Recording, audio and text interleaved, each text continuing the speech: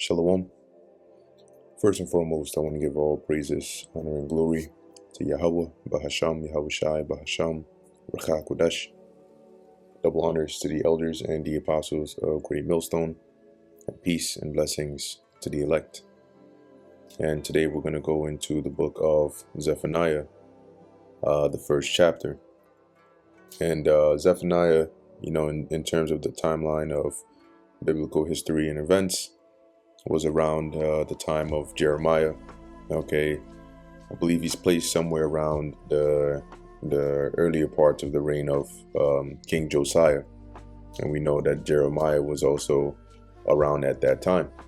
Okay, now Zephaniah's ministry, okay, is predates the siege of Jerusalem in 586. Okay, so as we read, you'll see that Zephaniah mainly deals with the corruption that's going on here at this time. Because remember that at this time, the northern kingdom has already been removed from their land. And the southern kingdom is what remains in Israel. And so at this point, you had a lot of idolatry going on, right? A lot of Israelites getting into the practices of these heathen nations that were round about, doing the same exact things that the Lord did not like. So Zephaniah speaks against that, but he also spends a great deal of his ministry speaking concerning the day of the Lord, right? So the future judgment that the Heavenly Father is going to bring, okay, upon the world and Israel. So this is Zephaniah chapter 1, verse 1, the day of judgment of Judah. The word of the Lord Yahweh, which came on to Zephaniah, the son of Cushi, the son of Gedaliah, the son of Amariah, the son of Hizkiah, in the days of Josiah, the son of Ammon, king of Judah.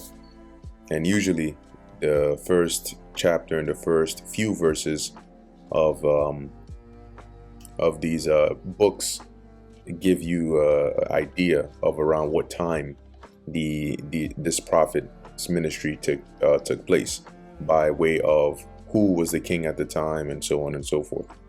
Okay, so Zephaniah mainly prophesied to the southern kingdom, as we're going to get into. And when we look into, let me see the name Zephaniah. It says here,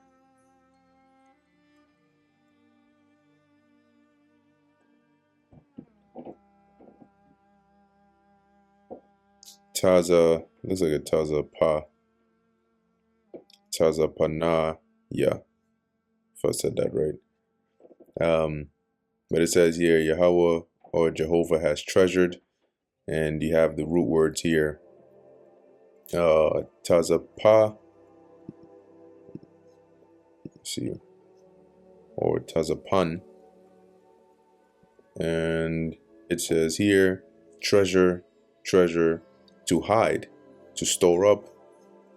And forgive me if my Hebrew's not 100% right now, but making the effort. So this is Yah, right, which is short for Yahweh. So as you can see, contraction for Yahweh. Okay, so that's why they have it here as Yahweh has treasured or stored up. Okay, so let's go back. Anyway, verse 2. I will utterly, I will utterly consume all things from off the land, saith the Lord Yahweh. I will consume man and beast. I will consume the fowls of the heaven, and the fishes of the sea, and the stumbling blocks with the wicked. And I will cut off man from off the land, saith the Lord Yahweh. So here, to begin with, Zephaniah is already pronouncing the judgment that the Lord is going to bring.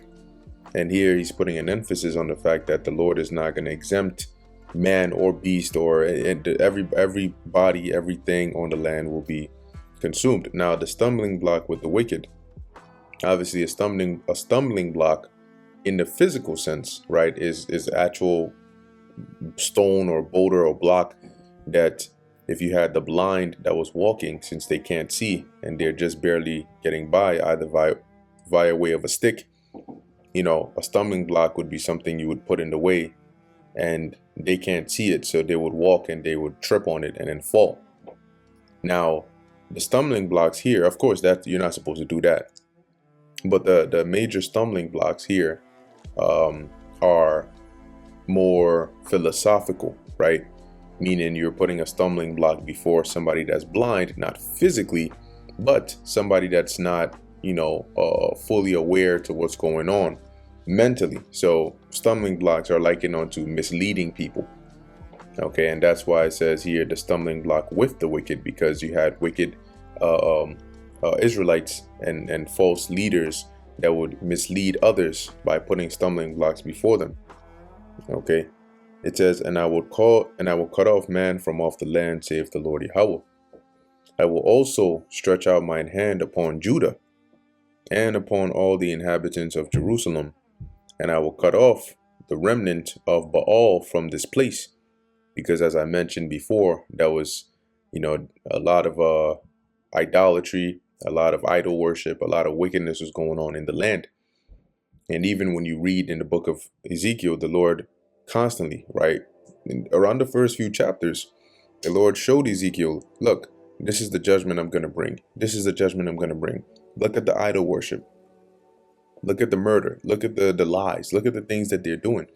So now you can see why I'm going to bring this judgment upon them, because of the wicked things that they're doing there. Right. So the remnant of Baal being the worshipers, right? Though any worshipers or any last traces of that idol worship of Baal, the Lord is going to cut off from that place via the judgment he was going to bring. And the name of the chemarims with the priests, and when you look into that word, it goes into they define it as basically idolatrous priests or wicked priests. Verse 5, and them that worship the host of heaven upon the housetops. So the host of heaven being, the stars, the moon, the constellations. You have people that worship those, right? And the Lord is also against that. I believe the scriptures talk about that, not worshiping anything in the heavens above or the earth beneath. Now, the housetops, okay, let's see, housetops, Bible times. They were actually places you could go to pray, you could go to, discuss certain things and all of that. And so just wanted to pull up an image, see if I can get maybe a decent looking one. Okay, so this isn't bad, right? And so you can see here that the housetop in the ancient world would look something like this, where this is the main floor, you would have some stairs that would lead to the roof, right? So it wasn't like your typical roof that you have today. It was actually an area where you could like dry your clothes, you could, do certain things right on the top. You could pray, you can do all of that. Okay. And so just so you get a visual of what it looks like over there. So you would have certain people that would worship the stars and all of those things, the heavenly host, on the housetops here, which is going off anyway, right? It says here, and them that worship and that swear by the Lord and that swear by Malcolm. And so you had those that would feign themselves to be fearing Yahweh and following his ways, but then they would go around and take oaths and practices by, as it says, Malcolm, which was, I believe this was the chief deity of the Ammonites, okay, which was also known as Milcom or Molech. And let's pull that up on here. Okay. So it says here, Malacham, great king, the god of the Ammonites and Phoenicians, to whom some Israelites sacrificed their infants in the valley of Hinnom. Also Molech, and you can look it up and see more information about who that deity is if you are interested in that, or at least interested in finding more about it. So here the Lord is saying that he's going to, basically bring judgment upon those that worship, right, these, in a nutshell, these idols, right, these false gods. as well. Verse 6, and them that are turned back from the Lord Yahweh, and those that have not sought the Lord Yahweh nor inquired for him. So we know that during the time of Josiah, right, he ended up fulfilling a prophecy that was mentioned or spoken of him. I believe forgot the exact name of the prophet. It might have been like Ahijah or someone, but there was a prophet that prophesied to Jeroboam, right, that there would come someone that the Lord would raise up, and he would basically break down all the idols. He would break down all the destroy all the idolaters, and destroy and cut down all the groves and all of those things. And Josiah fulfilled that. Now at this point in time, okay, that hadn't happened yet, right? That's why Zephaniah is still speaking concerning the idolatry, the heavy idol worship that's going on in the land. So those that have turned back from the Lord, meaning those that have stopped following the ways of Yahweh Ba'ashem Yahweh Shai, they've turned their hearts from serving the Lord, and they've started going in the ways of following these idols. And those that have not sought the Lord, same thing, nor inquired for him. Hold thy peace at the presence of the Lord Yahweh, for the day of the Lord is at hand. For the Lord Yahweh Ba'ashem Yahweh Shai hath prepared a sacrifice, he hath bid his guests. So now Zephaniah starts to go into the day of the Lord. And we know, synonymous with other the writings of other prophets that mention the day of the Lord, it's particularly dealing, with that future judgment. And most of it is pronounced against Babylon, right? Though not all of it is particular or isolated to Babylon. Most of those pertain to judgment coming upon Babylon, right? And the things the Lord is going to do in that time. And in here, the key verse is really the last verse, which indicates to you, where this region is when it talks about like the land being cut off or particular things taking place, right? So reading verse 7 again, it says, hold thy peace. Now, when you hold your peace, you're basically silent, right? So be silent, right, at the presence of the Lord Yahweh, for the day of the Lord is at hand. And when it says it's at hand, it means it's close, it's coming. For the Lord Yahweh hath prepared a sacrifice, he hath bid his guests. And when you go into that, it means he has sanctified, right, his guests. Now, when you read also in the book of Isaiah, the 34th chapter, it is a chapter that goes into the judgment that the Lord is going to bring by destroying America, which is biblically known as Babylon the Great.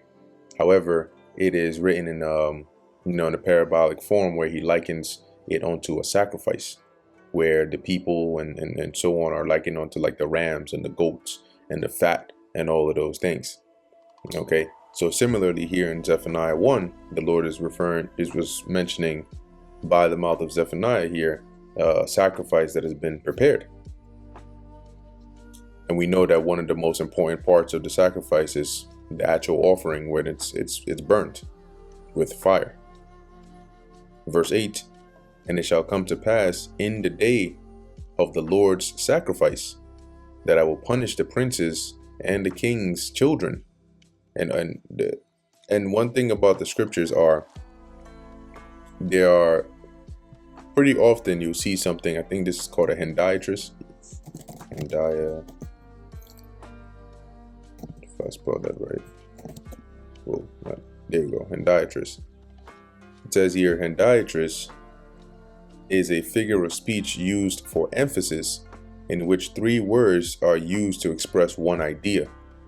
And so sometimes you'll see something like a similar use where you'll see one, in this case, like one phrase reworded twice or three times to emphasize the same point, right? Like when we go into Zephaniah 1 and we were reading about verse 6, it talks about them that are turned back from the Lord and those that have not sought the Lord. It's still the same thing, right? When they turn back from the Lord and when they don't seek the Lord, they're still guilty of the same thing, nor inquired for him, guilty of the same thing. So it's just saying the same thing in three different ways here.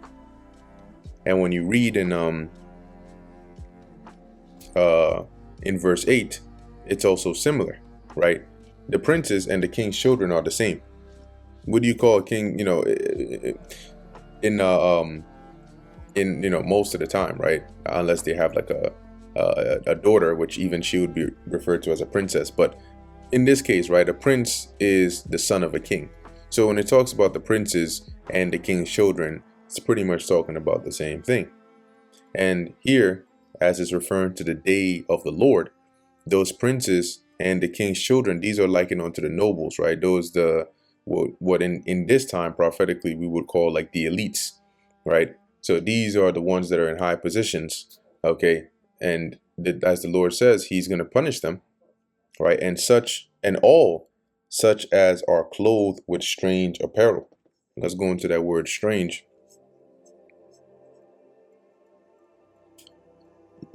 All right. It says Nakaria. It says foreign, right? Foreign, unfamiliar, foreigner, right? And I believe the word Nakar is also one of the words that's used for like like an actual heathen, like foreign heathen. Okay, but still kind of talking about that same thing right now. What you can also do is look at this in different translations, and you can see like the New King James Version says here, and such as that are clothed with foreign apparel, right? In the NLT it says here, and all those that are following pagan customs, right? ESV, and all who array themselves in foreign attire. Okay, so in a nutshell, the Lord is mentioning here the judgment that he's going to bring upon those that are on high, the high ones, which are likened unto the princes and the king's children. In the same day also will I punish those that leap on the threshold, which fill their master's house with violence and deceit, right? And so how do people fill their master's house with violence and deceit? Now, once again, it's written in an analogical form, okay, as to represent either like the servants, that because to have a master meaning your servant, right? So the servants who are doing these wicked and treacherous acts, hence they fill their master's house with violence and deceit, okay, whether it's misleading others, putting stumbling blocks before others, setting people up, whatever the case is, it's some form of wickedness. And that's what's being emphasized here, right? That the Lord is going to punish those that are following these idols, those that are on high, committing these wicked acts, those that are filling their master's house with violence and all of that, right? Verse 10, and it shall come to pass in that day, saith the Lord, that there shall be the noise of a cry from the fish gate, and an howling from the second, and a great crashing from the hills. Now, these areas, right, the fish gate, second, and all that, these are actual places that were, in Israel at the time that were referred to as such. Like when we read in the last chapter in I believe Zephaniah 14, it mentioned from Benjamin's gate onto some other location, right? So these are known named places within the land at that time. But as we're reading here, this is in terms of the day of the Lord. What the great noise and the crashing here is referring on to the collapse of these different governments, the different economic systems, and so on and so forth, as verse 11 is going to highlight. Because the crashing, okay, of the hills in the scriptures sometimes refer to actual hills, just like mountains refer to actual mountains at times, but also they refer to governments, okay? And so the cry or the howling is going to be that the reaction to this different collapse, right? Or these different collapses that happen where, the economy starts tanking, the government start falling apart, and so on and so forth.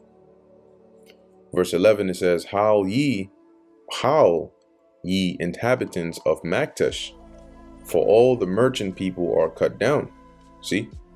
And all they that bear silver are cut off. Now, Maktesh at that time was likened onto like a trade city, where you would have Phoenicians and people of different different lands come there and trade. Like today you have Wall Street, right? Or even on a digital sense, right? You have the stock market. So back then, because remember, the Phoenicians were a seafaring people. So they would constantly, travel, right? Get exotic things and they would bring it there. They would trade, so on and so forth. So like I explained, the modern day version of that is like the different, the stock market and so on. And as it says, the merchant people are cut off. So these are these investors, these stockholders, shareholders, whatever the case is. And why are they cut off? Because that money is going to fail. That market is going to crash.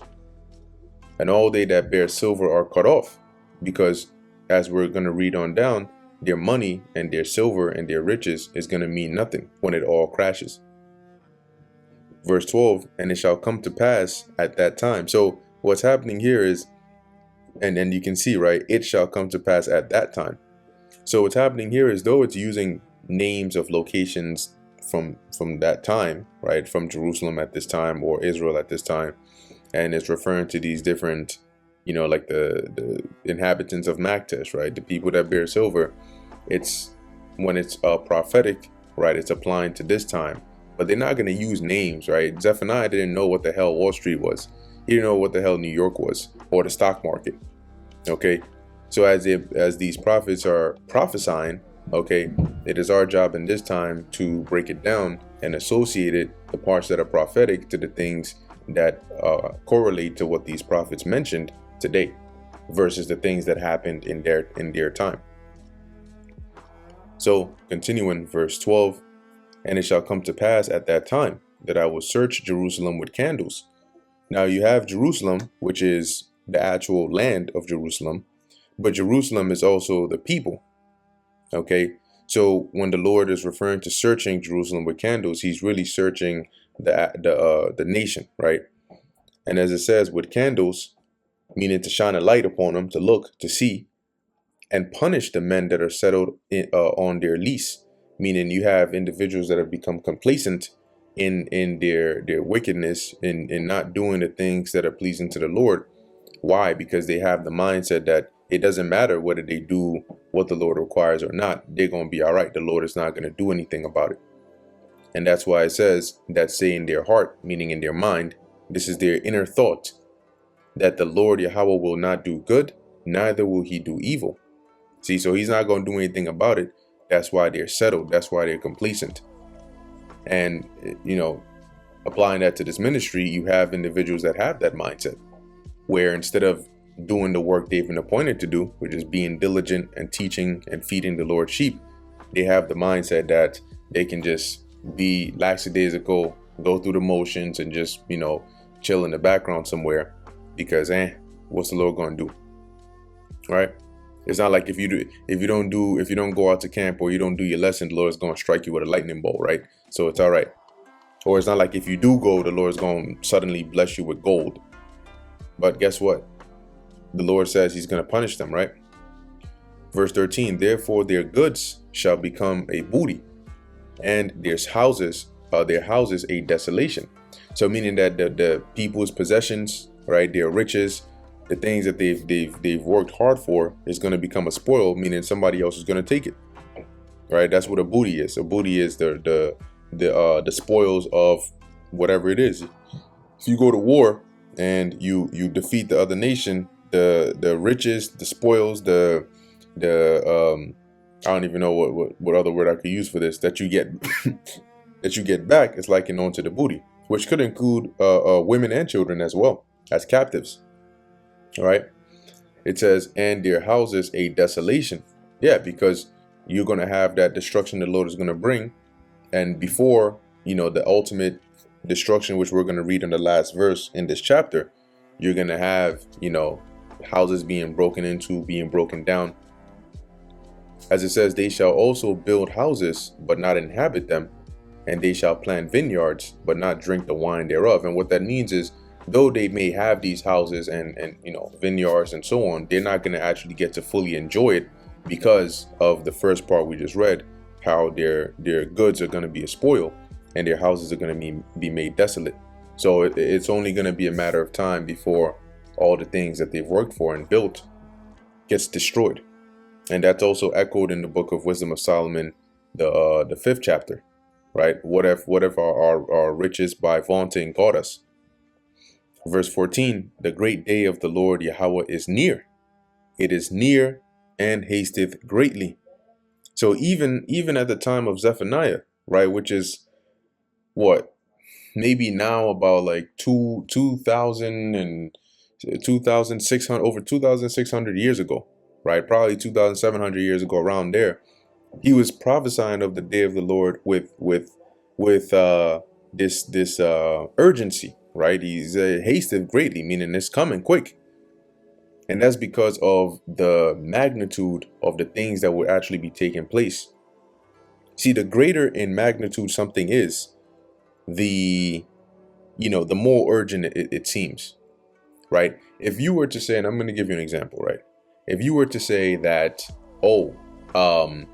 the next Olympics is going to be in 4 years, and you're like, yo, it's literally just 4 years from now, the next Olympics is going to happen.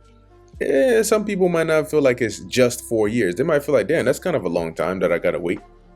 But if you were to say something like, in 4 years from now, the earth is going to explode, right? Or it's going to be destroyed. Now that is a different, that's a different kind of situation there, right? Because the magnitude is now greater. You're saying, shit, I only have 4 years before the earth gets destroyed. So even though it was about 2,700 and somewhat years ahead, because, the day of the Lord really is going to be in our time now, because of how great and devastating it's going to be. Zephaniah was prophesying about it with great haste, right, with great urgency. So continuing in verse 14, even the voice of the day of the Lord Yahweh, the mighty man shall cry there bitterly, right? So those that are considered the mighty men today would be likened unto your warriors, your military, your troops, those that are like the strong men, right, that defend. It says they shall cry there bitterly, going to show just how horrific and how bad and how destructive that time is going to be.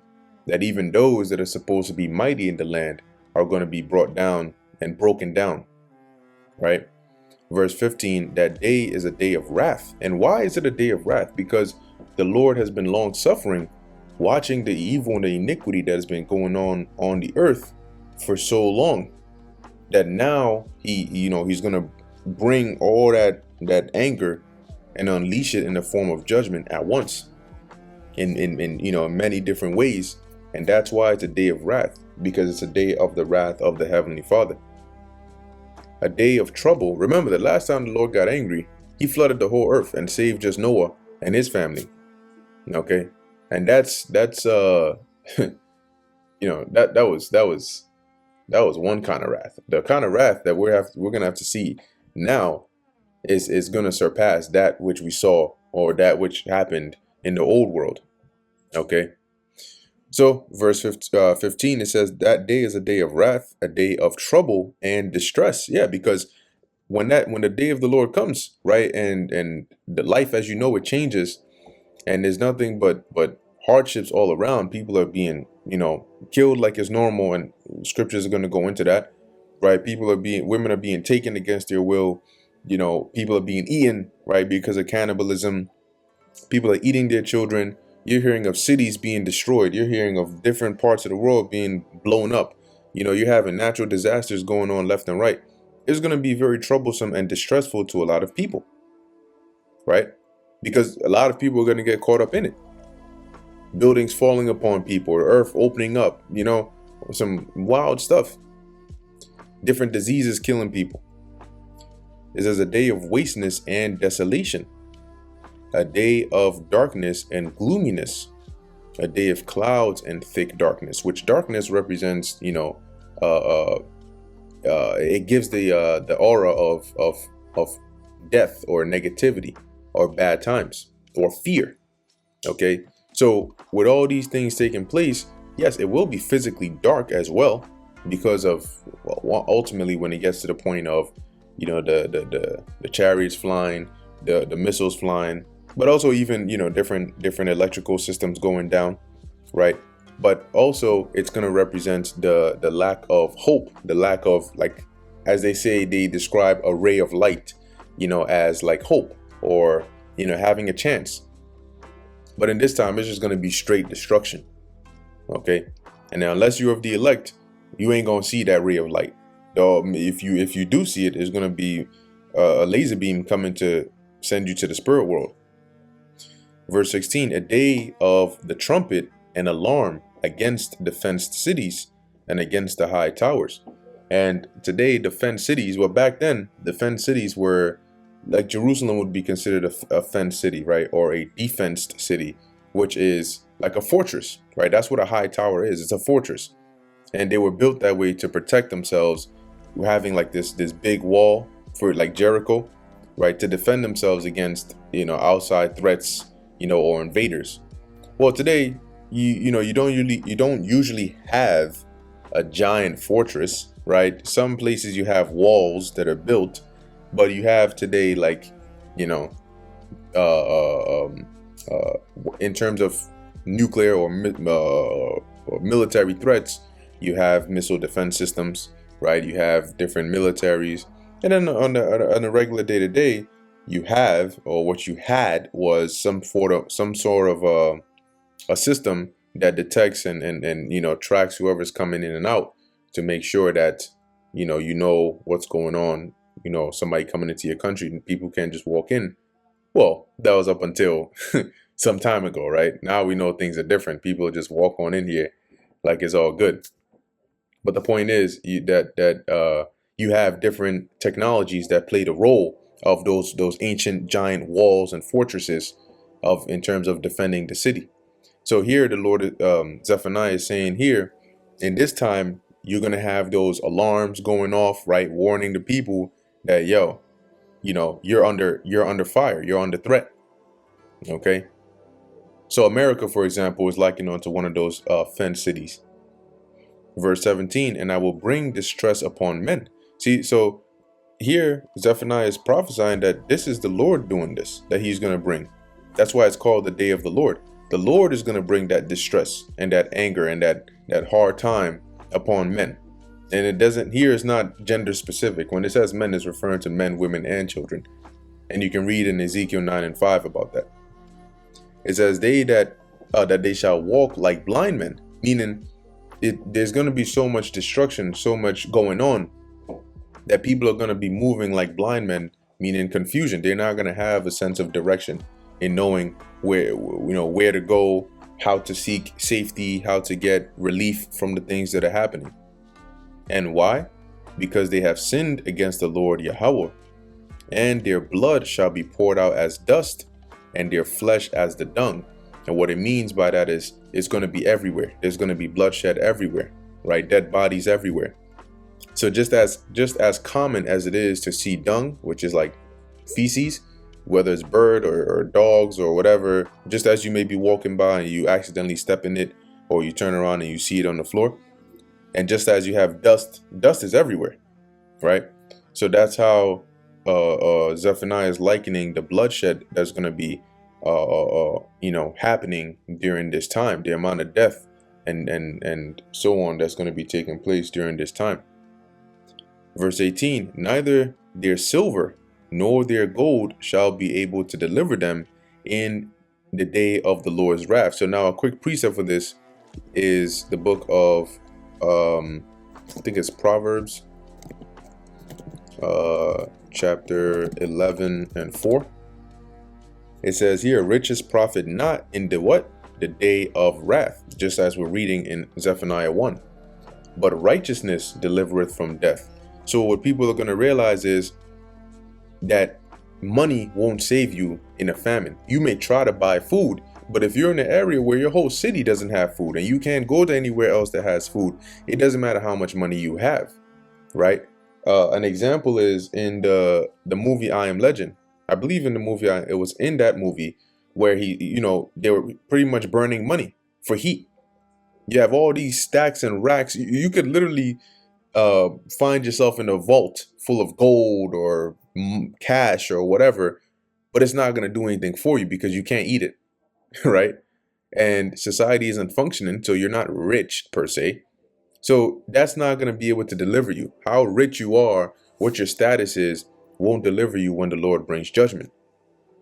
When people are starving and you got a gang of cannibals chasing you, you're not going to pay them off, trust me, because they don't want money. They want your flesh, right? They want a pound of flesh that they can roast in the fire and they can go to town on it, right? When people are chasing women down the streets, trust me, they're not chasing you for your purse in that time. They want a different kind of bag, okay? Not the bag they can take sign out of, but the bag they can put sign into. Okay, so in that time, your silver, your gold, none of that is going to be able to deliver you from the judgment the Lord is bringing.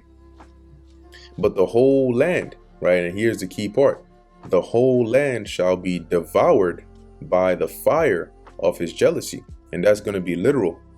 And that land primarily is going to be here in Babylon, all right, aka America.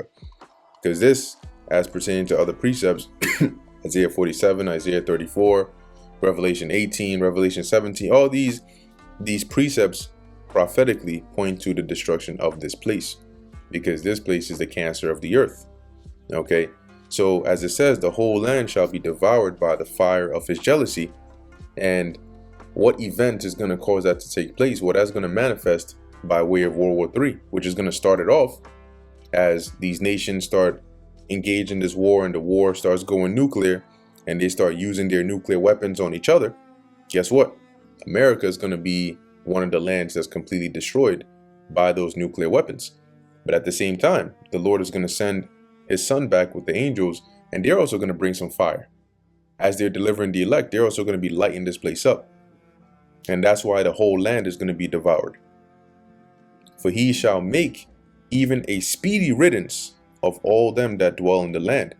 And as it says in the book of Revelation, I believe 18, that in 1 hour, the Lord is going to destroy this place. It's going to take only 1 hour to basically cleanse this place with fire. Hence a speedy riddance. Okay. And so that brings us to the end of Zephaniah, the first chapter.